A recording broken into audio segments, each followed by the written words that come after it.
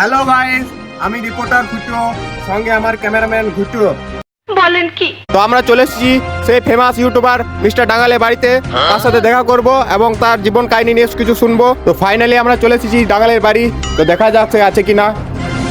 लेकिन एक सेकंड কি হলো?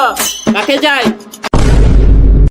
আপনি মিস্টার ডাঙ্গালে, ইউটিউবে ফেমাস, দিনে দুপুরে আপনার এই কি অবস্থা? না মানে বেবি, আজকে আসি, আবার কাল আসবো। বাবা তুমি?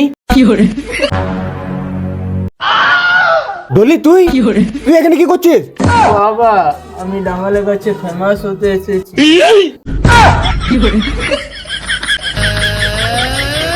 কি